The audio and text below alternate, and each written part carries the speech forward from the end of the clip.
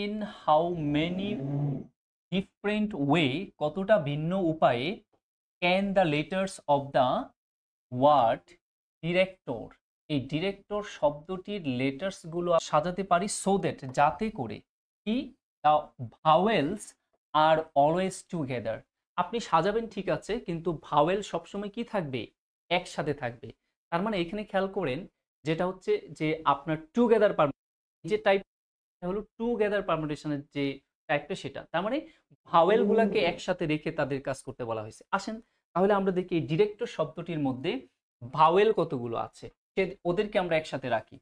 এখানে খেয়াল করেন যে আমাদের ভাওয়েল আছে হচ্ছে আই একটি, তারপরে আছে কি ই আছে, তারপরে আই আছে, ই আছে, তারপরে কি ও আছে।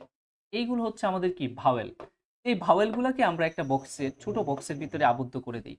এই আবদ্ধ করে ফেললাম, এর মানে হলো এইগুলো, এর মানে হচ্ছে যে তিনটি ভাওয়েল এখন একটি ইউনিট রিপ্রেজেন্ট করবে, একটা লেটার্স বোঝাবে। তিনটি ভাওয়েল, তিনটি লেটার্স মিলে একটি লেটার্স বোঝাবে টুগেদার পারমুটেশনের ক্ষেত্রে। মাথায় রাখবেন, টুগেদার পারমুটেশনের ক্ষেত্রে যাদেরকে একসাথে রাখতে বলে তারা অলওয়েজ একটা ইউনিট রিপ্রেজেন্ট করবে হোল পারমুটেশনের মাধ্যমে। এখন আসেন বাকি কারা আছে, বাকি যারা আছে লিখি।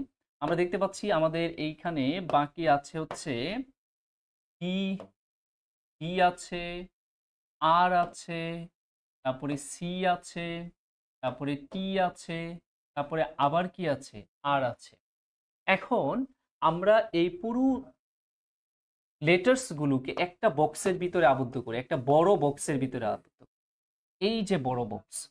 এখন আমি যদি আপনাদের প্রশ্ন করি টুগেদার পারমুটেশন এভাবেই করবেন, তাহলে বুঝতে, আমি যদি আপনাকে প্রশ্ন করি ভাই বড় যে বক্সটি আছে, এই বড় বক্সের মধ্যে লেটার্স সংখ্যা কয়টি আছে, যদি এইটা ধরতে পারেন তাহলে আপনার জন্য খুবই সহজ। বলছি কি, বড় বক্সের মধ্যে কয়টি লেটার্স আছে, আমাকে এইটাই আমাকে কমেন্টস করে লিখেন তো, যে বড় বক্সের মধ্যে লেটার্স সংখ্যা কয়টি আছে। তাহলে আপনারা টুগেদার পারমুটেশন খুব সহজে বুঝতে পারবেন।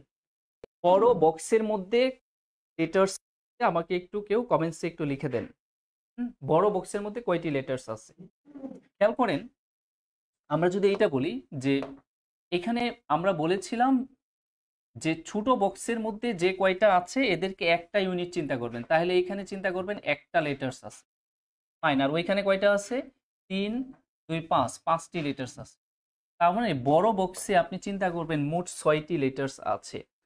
মোট আছে হচ্ছে কয়টি, 6টি। তাহলে এদেরকে যদি আমি অ্যারেঞ্জ করি, এদেরকে যদি আমি অ্যারেঞ্জ করি তাহলে আমার অ্যারেঞ্জটা হবে 6 ফ্যাক্টোরিয়াল, এবং এদের মধ্যে যদি কোনো রিপিটেশন থাকে তাহলে সেটা দিয়ে ভাগ করব। এখন প্রশ্ন হচ্ছে বড় বক্সে কি কোনো রিপিটেশন আছে, খেয়াল করে দেখেন বড় বক্সে কোনো রিপিটেশন আছে, অফকোর্স আছে। কি আছে, এই যে আর, এই আর দুইবার আছে, তার মানে 2 ফ্যাক্টোরিয়াল দিয়ে ভাগ হবে।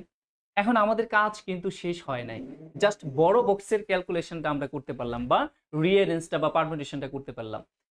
কিন্তু খেয়াল করে দেখছেন, এবং এবং এই যে ছোট বক্সটা ছিল না, এই ছোট বক্সেও তো যেগুলো আছে তারাও তো তাদের অবস্থান চেঞ্জ করে করে বসবে, তো তাদের মধ্যে আবার একটা পারমুটেশন হবে।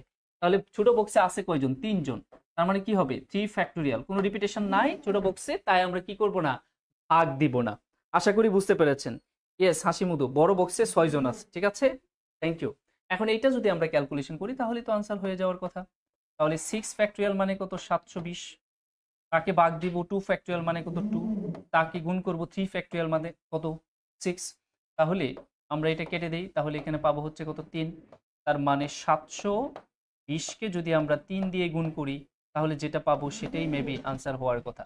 0 6 3 7 21, তাহলে 2160। 2160 কোথায় আছে, অপশন বি তে আছে। আশা করি আপনারা এই বিষয়গুলো ক্লিয়ার হয়েছেন যে আসলে